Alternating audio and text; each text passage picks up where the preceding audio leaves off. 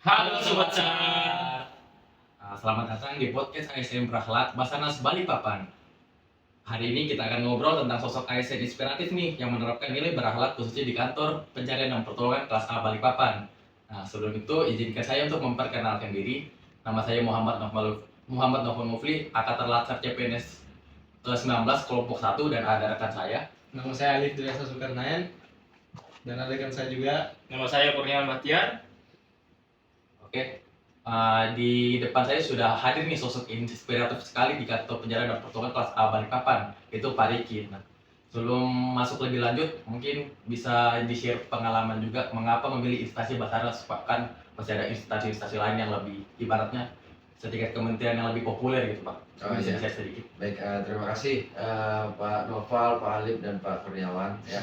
Sebelum menjelaskan tentang organisasi, instansi maupun pengalaman, alangkah baiknya saya memperkenalkan diri terlebih dahulu ya. Nama saya Riki Effendi, saya selaku rescuer ataupun peranata pencarian pertolongan yang bertugas di kantor pencarian dan pertolongan kelas A Balikpapan yang saat ini bersama-sama bertugas di Balikpapan. Saya juga selaku rescuernya, di mana juga pelaksanaan kegiatan ataupun kerja yang di instansi pemerintahan vertikal ataupun pusat ini lebih condong adalah di lapangan, karena tugas kita adalah pencarian dan pertolongan, di mana kondisi tertentu kita akan turun ya, untuk menyelamatkan jiwa manusia yang terancam. Saya sendiri masuk sebagai ASN melalui proses penerimaan tes hingga lolos seleksi hingga jadi CASN, terus ASN itu di tahun 2010 ya kurang lebih 15 tahun sudah ya, kurang lebih 15 tahun ya, masih kecil lah ya, masih singkat ya, masih banyak perlu pengalaman kinerja yang sekarang juga dituntut kita berakhlak, ASN berakhlak. Jadi kami secara pribadi juga berusaha melakukan kegiatan-kegiatan sesuai program pemerintah. Jadi mana juga kita ada di naungan pemerintah ya, kita harus mendukung segala program, segala aturan yang memang sudah dilakukan, kebijakan-kebijakan yang harus dilakukan. Betul. Ya, selama kurang lebih 15 tahun ya di Basarnas ya. Bagaimana pilihan awal saya masuk Basarnas ya? Ya emang kita melihat dari lingkungan, kita melihat pekerjaan dan maupun melihat tim SAR ini adalah instansi yang tugasnya adalah kemanusiaan. Ini juga menjadi ketertarikan bagi saya maupun rekan juga yang masuk di Basarnas, tidak hanya bertugas ataupun apa ya, kerja di pemerintahan, namun juga kita bisa beribadah ya, beribadah, membantu dan menolong sesama, khususnya masyarakat Indonesia yang dimanapun berada. Setelah itu melakukan kegiatan-kegiatan yang memang kemanusiaan dan sosial. Ini juga menarik, kayak berusaha mendaftar di Basarnas dan akhirnya lulus ya. Memang sebelumnya tidak memiliki basic tentang SAR, namun saat sudah masuk di SAR ternyata kegiatan-kegiatan SAR ini sangat menarik, dan juga tidak ilmu-ilmu SAR juga tidak paten SAR itu sendiri, namun ada juga kegiatan-kegiatan ataupun ilmu SAR ini yang saat sekolah juga sudah kita pelajari, seperti P3K, terus kalau kita di sekolah ada pramuka tentang tali temali, terus PBB, terus tentang jungle rescue ya, peta bagaimana menghitung skala, itu juga ternyata di Basarnas ada, namun itu lebih komplit ternyata. Nah, ini yang menjadi kita menjiwai, itu yang kita semangat. Terus pengalaman tugas sendiri, karena kita adalah instansi vertikal, sudah resiko ya menjadi ASN yang Basarnas itu siap ditugaskan di mana saja di wilayah Indonesia ya. Selama 15 tahun kurang lebih ya, sudah berpindah tugas itu kurang lebih 6 kali berpindah. Dari saya masuk di Basarnas, dari CASN saya tugas di Sangatta, setelah Sangatta saya ditugaskan di kantor pusat di Jakarta. Habis Jakarta balik ke WA-PAN, ditugaskan Samarinda. Samarinda ke WA-PAN, Samarinda kembali. Terakhir ini saat ini ya saya di WA-PAN. Itu sudah resiko dan ya, itu sudah kewajiban kita karena sudah resiko kita dan juga kita di awal sudah menyatakan siap ditugaskan di mana saja ya. Itu untuk operasi SAR ya kita di Kalimantan Timur maupun di luar Kalimantan Timur ya itu yang harus kita laksanakan karena sebagai pelayanan publik kita ya di bidang SAR pencarian pertolongan. Sangat menginspiratif sekali ya kisah Pak Riki pada saat dia masuk di stasi Basarnas. Saya agak sedikit salfok sama ini di batch sebelah kiri. Basarnas Special Group. Yang dimana kita tahu Basarnas Special Group sendiri ini ibaratnya kalau di TNI AD itu pasukan khususnya. Nah mungkin bisa diceritakan sedikit mengapa bisa masuk di BSG itu Pak? Oke, baik. Bagaimana masuk di BSG ya? Ya BSG itu Basarnas Special Group. Ya kata khususnya adalah tim elitnya Basarnas. Ya. Jadi kita memiliki tim elit namanya BSG, yang dimana juga masuknya itu seleksi tahap daerah, seleksi tahap pusat. Nggak lolos ada pendidikan BSG-nya. Itu memang sudah lebih dari pendidikan dasar dan juga ilmu-ilmu di dalamnya juga ilmu-ilmu SAR di mana lanjutan. Jadi memang tim BSG ini adalah tim lapangan yang memang diturunkan saat daerah-daerah yang memang sangat ekstrim ataupun kegiatan operasi di daerah yang memang membutuhkan tenaga yang lebih. Ya kita sama-sama tahu di mana SDM di Basarnas memang sangat terbatas karena jumlah SDM ataupun rescue di Basarnas sangat terbatas. Jadi daerah-daerah di Indonesia ataupun kantor pencarian dan pertolongan di wilayah saat ada kejadian yang sifatnya ya menengah hingga cukup besar atau skala nasional yang kekurangan personil, tim BSG siap dikirim. Nah tim BSG ini stay-nya di kantor pusat ya, itu dari beberapa seleksi anggota Basarnas dikumpulkan nasional ini yang stay on call ya, di mana misalkan ada kejadian besar ini sudah siap diterbangkan ya. Terus tim BSG ini pun tidak hanya sifatnya nasional ya, tidak sifatnya nasional tapi sekarang sudah internasional, di mana sudah terdaftar ataupun sudah terbentuknya tim INASAR yang sudah terkualifikasi oleh INSARA International Search and Rescue Advisory Group, di mana juga ini tahapan-tahapan yang cukup panjang ya di Basarnas dari mulai tahun 2016 melakukan kegiatan fundraising ataupun kegiatan di mana Indonesia itu menunjukkan bahwa ke PBB kita mampu punya tim skala internasional. Karena juga negara kita adalah market bencana, ya pasar yang bencana, tidak hanya banjir ataupun orang tenggelam, tapi gempa bumi ya hampir seluruh daerah ada ya, makanya terbentuk, dilatih hingga sertifikasi pada tahun 2019 akan diuji dan terkualifikasi kelas medium ya. Jadi pasukan-pasukan khusus ataupun BSG ini memang yang dilatih tidak hanya menjalankan program yang sudah dilaksanakan saya, namun juga kegiatan SAR. Untuk BSG sendiri itu mulai ada tahun 2012 Desember 2012 ya, angkatan pertama sampai saat ini sudah angkatan ketiga. Dan jadi BSG itu tersebar se-Indonesia, kantor SAR ataupun kantor pencarian pertolongan se-Indonesia itu sudah tersebar. Namun yang stay sifatnya siap itu di kantor pusat. Ya, saya sebelumnya juga bertugas kantor pusat kurang lebih 6 tahun setengah ya, di mana di BSG itu cukup banyak kejadian-kejadian ataupun pelaksanaan operasi SAR yang sifatnya nasional ya, sifatnya nasional maupun internasional, secara koordinasi, secara pelaksanaan skill, keterampilan dan juga dituntut juga fisik. Nah, setiap kejadian-kejadiannya ekstrim ini membutuhkan terampil dan fisik, dan tidak menutup kemungkinan koordinasi, karena kita kerja di Basarnas di lapangan tidak hanya Basarnas sendiri, ada potensi seperti TNI Polri, terus ada relawan, organisasi seperti perguruan tinggi, bahkan negara-negara luar pun datang yang membantu. Ya kita harus bisa berkomunikasi dan berkolaboratif ya. Begitu. Sangat panjang sekali ya beliau ini berproses di Basarnas Special Group. Mungkin kita langsung saja ke pertanyaan yang dimana kita tahu Pak ya bahwa Basar ini termasuk ASN juga Pak. Ya. Dan dimana ASN ini menerapkan yang namanya core value. Ya. Yang dimana juga core value ini sangat penting bagi ASN itu sendiri sebagai citra mereka kepada masyarakat.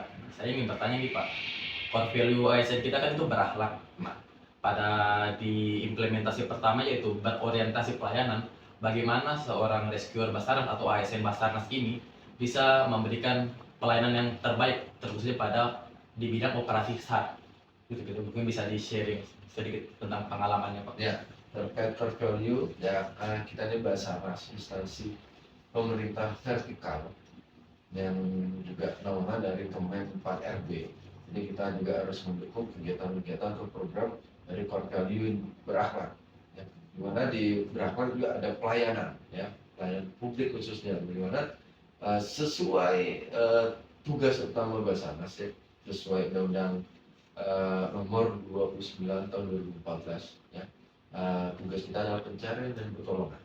Ya, jadi pelayanan kita adalah pencarian dan pertolongan yang dimana siap diturunkan saat ada kondisi-kondisi yang membahayakan manusia. Jadi tidak mengenal waktu, tidak mengenal tempat, tidak mengenal siapa orangnya. Jadi kita siap melayani masyarakat yang membutuhkan tenaga kita, membutuhkan tindakan kita, aksi kita, karena memang kondisi memang sebagai tugasnya Basarnas ya. Ya, kalau tugas Basarnas kan pada kondisi kecelakaan penerbangan, kecelakaan pelayaran, kondisi membahayakan manusia, tanggap darurat, hingga kecelakaan khusus. Nah, jadi kita sebagai Basarnas instansi pemerintah ini siap untuk totalitas memberikan pelayanan pada masyarakat ya, dengan bagaimana tidak bertarif ya, karena memang kita instansi pemerintah ya seluruhnya adalah untuk kembali ke masyarakat ya. Kami juga berusaha pelayanan pada masyarakat itu yang cepat, tepat, dan akurat ya. Baik, kami juga memiliki call emergency call dan 15 ini ya untuk sifatnya kecepatan informasi ya. Karena juga kami bergerak tanpa ada informasi yang akurat juga tidak bisa ya. Karena banyak yang kami terima juga ya hoax yang tidak akurat, akhirnya pelayanan kami juga tidak maksimal akhirnya dan juga tidak bisa. Nah, sedangkan kita standby untuk pelayanan masyarakat, ini yang kita perlukan adalah kerjasama. Tidak hanya Basarnas dengan potensi SAR, tapi juga dengan masyarakat itu sendiri, memberikan informasi, terus bagaimana bisa bekerja sama dengan di lapangan. Karena kita turun juga kita membutuhkan masyarakat sekitar. Oh iya, Sangat mulia sekali ya tugas dari instansi Basarnas ini. Mungkin dari rekan-rekan saya ada yang mau oh iya. Mengenai terkait pembahasan operasi SAR ya Pak, saya justru ingin bertanya, apa yang Bapak lakukan untuk menjaga akuntabilitas dan terus meningkatkan kompetensi Pak? Ya, di Basarnas itu kalau kita lihat ya sama seperti tidak terlihat lah ya kalau melihat dari sisi masyarakat kan gitu. Namun kami menjaga kompetensi, karena di Basarnas kan membutuhkan skill, keterampilan dan fisik. Ya, itu yang kita jaga adalah bagaimana kita melakukan kegiatan-kegiatan yang menjaga kompetensi kita. Tidak hanya menjaga, tapi meningkatkan.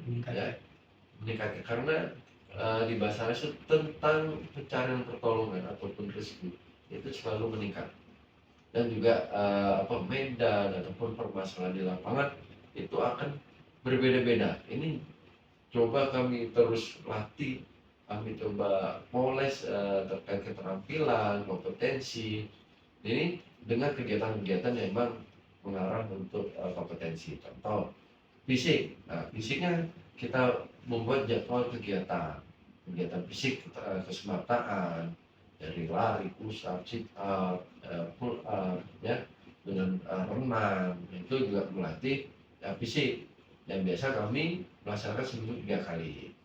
Terus ada juga kegiatan pembelajaran teori maupun praktek, ya, itu juga kita lakukan di setiap pekannya. Ya. Teorinya tentang mungkin hari minggu ini adalah MFR, medical transponder.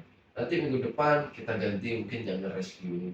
Karena itu yang kita jaga dan meningkatkan keterampilan dan kita ada pemeliharaan kendaraan atau peralatan, mau itu kendaraan, peralatan air, peralatan jungle, peralatan medical, dan peralatan lainnya. Ini kita lakukan pemeliharaan. Namun dengan pemeliharaan tersebut kita juga bisa meningkatkan kompetensi kita, wawasan, pengetahuan tentang peralatan tersebut.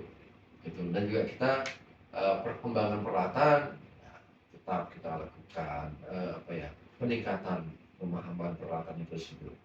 Dan ke setiap personil juga kita selalu sharing ya. Setiap ada peralatan baru, ada rekan-rekan yang mengikuti diklat, itu kembali ataupun di kegiatan di internal ya harus kita lakukan organisasi agar semua anggota Basarnas itu mengetahui alat tersebut. Karena anggota Basarnas kalau kerja ya satu tim, tidak mungkin satu tahu yang lain tidak tahu, akhirnya tidak bisa berjalan ya. Betul. Nah, berhubung soal tim nih Pak, bagaimana menjaga hubungan tim dan loyal kepada instansi? Oh, ya, untuk loyal pada instansi ya itu sudah kewajiban ya.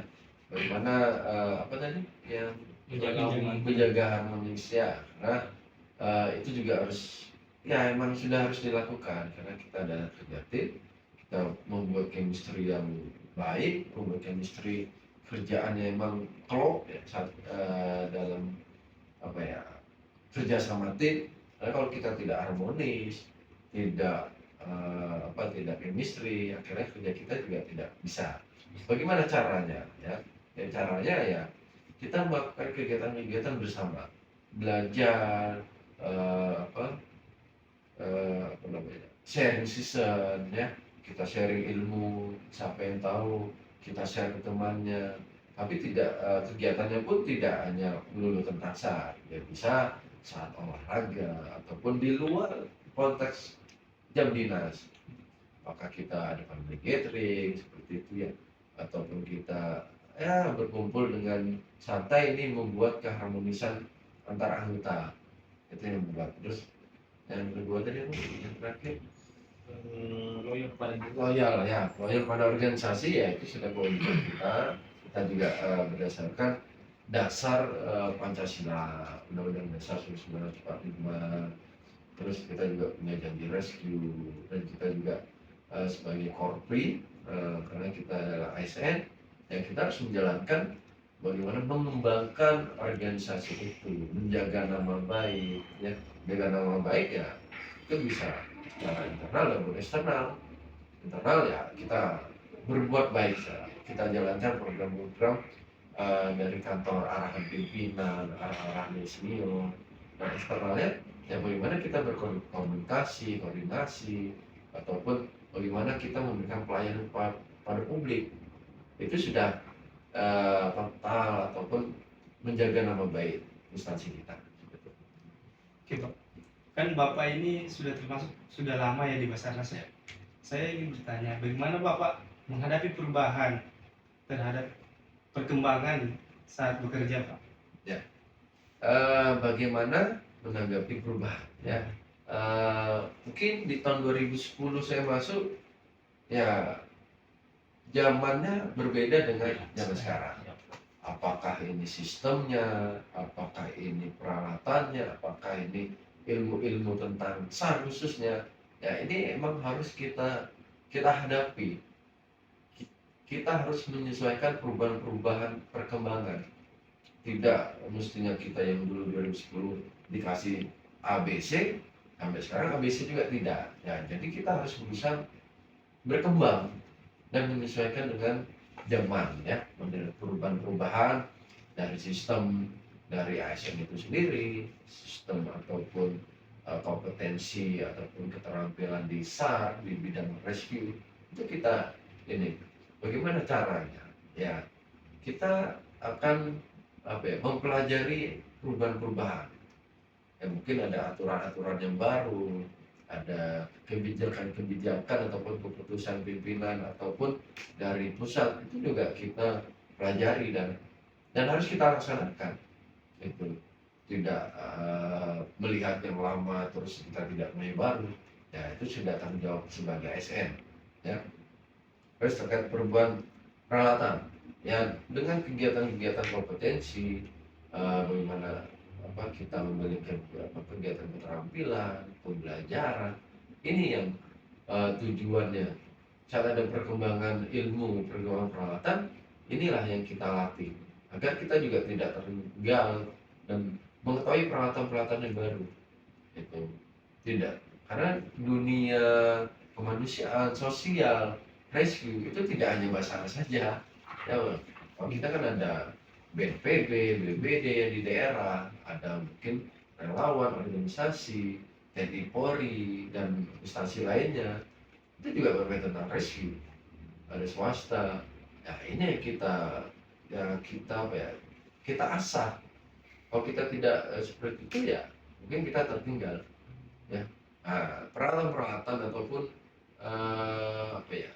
sumber daya khususnya peralatan di Basarnas ini kami lakukan peningkatan khususnya support dari pimpinan tinggi ataupun dari kantor pusat melalui Direktorat Sarana dan Prasarana ini juga memberikan pengadaan ataupun penyediaan peralatan kepada teman-teman yang di kantor daerah yang dimana terus meningkat sesuai dengan kebutuhan saat ini karena kan kita lebih kompleks lagi mungkin musibahnya lebih kompleks ataupun peralatannya emang yang diadakan yang dihadirkan adalah peralatan yang efektif ya. Tidak menyusahkan mungkin yang dulu beratnya 10 sekarang bisa alatnya beratnya 5 kilo yang bisanya pelaksanaannya dulu setengah jam ya sekarang mungkin bisa 15 menit gitu. Nah itulah yang dilakukan peningkatan pun berubah kita juga harus menyesuaikan dengan perkembangan. Tak terasa kita sudah di akhir podcast ya. Sebelumnya saya terima kasih banyak kepada Pak Aditya sudah men-sharing pengalaman yang dimana beliau sudah 15 tahun berkarir di Basarnas yang dimana kita tahu waktu itu bukan waktu yang sedikit ya. Mungkin itu saja dari kami. Sampai jumpa di podcast selanjutnya. Bye bye. Bye bye.